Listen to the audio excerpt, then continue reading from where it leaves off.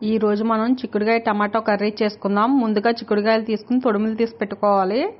చిక్కుడుకాయల్లో పురుగులు ఉంటాయి, చూసుకుని కట్ చేసుకోవాలి.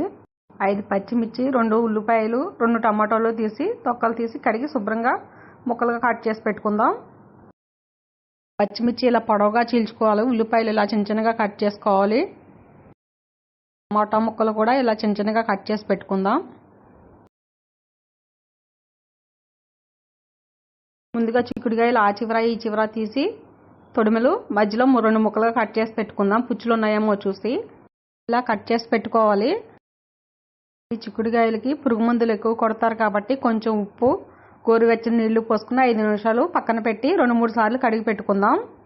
ఇవి హైబ్రిడ్ చిక్కుడుకాయలు, మనకి ఇంకా నాటు చిక్కుడుకాయలు రాలేదు. నాటు చిక్కుడుకాయలతో మనం ఈ కర్రీ చేసుకుంటే ఇంకా చాలా బాగుంటుంది. ముందుగా మూకుడు పెట్టి 4 స్పూన్ల వరకు ఆయిల్ వేసుకుందాం. కట్ చేసి పెట్టుకున్న ఉల్లిపాయలు, పచ్చిమిరపకాయలు వేసి బాగా ఫ్రై చేసుకుందాం. మధ్య మధ్యలో గరిటెతో కదుపుకుంటూ ఉండాలి. ఉల్లిపాయలు మంచిగా ఫ్రై అవుతున్నాయి.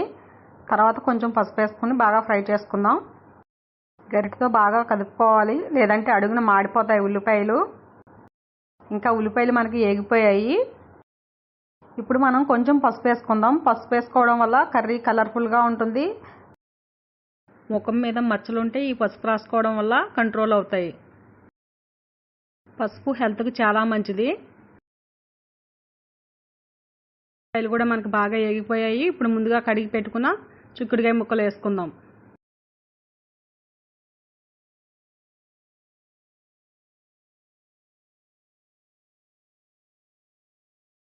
గోల్డ్ కలర్ వచ్చేంత వరకు మనం ఉల్లిపాయలు వేయించుకున్నాం కదా. ఇప్పుడు 2-3 సార్లు కడిగి పెట్టిన చిక్కుడుకాయ ముక్కలు వేసుకుందాం. చిక్కుడుకాయ ముక్కలు మొత్తం వేసిన తర్వాత బాగా కలిసేలాగా ఒకసారి గరిటెతో బాగా కలుపుకుందాం.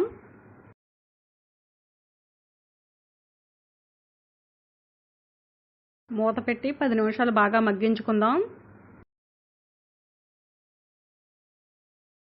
మూత తీసి చూసుకుందాం. ఒకసారి గరిటెతో బాగా కలుపుకోవాలి. ముక్కలు మొత్తం మగ్గిపోయాయి. ఇప్పుడు ముందుగా కట్ చేసి పెట్టుకున్న టమాటా ముక్కలు వేసుకుందాం. మొత్తం కలిసేలాగా ఒకసారి గరిటెతో బాగా కలుపుకుందాం. చూస్తుంటేనే భలే కలర్ఫుల్గా ఉంది. ఇలా కలిపిన తర్వాత మూత పెట్టి 5 నిమిషాలు బాగా మగ్గించుకుందాం. మళ్ళీ మూత తీసి చూసుకుందాం. ఒకసారి గరిటెతో కలుపుకుందాం. ఉప్పు మనం వండుకునే కర్రీని బట్టి తగినంత, కారం 2 స్పూన్లు వేసుకుందాం. ఉప్పు కారాలు మొత్తం ముక్కలకు పట్టేలాగా ఒకసారి బాగా కలుపుకుందాం. మొత్తం ముక్కలు కలుపుకున్న తర్వాత మూత పెట్టి 5 నిమిషాలు మళ్ళీ మగ్గించుకుందాం. ఒకసారి మూత తీసి చూసుకుందాం. మళ్ళీ గరిటెతో కలుపుకుందాం. ముక్కలు మొత్తం బాగానే మగ్గిపోయాయి. ఇప్పుడు మనం 1 గ్లాస్ వాటర్ పోసుకుందాం. నీళ్లు పోసిన తర్వాత మొత్తం అంతా కలిసేలాగా ఒకసారి గరిటెతో బాగా కలుపుకుందాం. కలుపుకున్న తర్వాత 5-10 నిమిషాలు బాగా ఉడికించుకుందాం. ఒకసారి మూత తీసి చూసుకుందాం. కర్రీ ఇదిగో ఇలా ఉడుకుతుంది.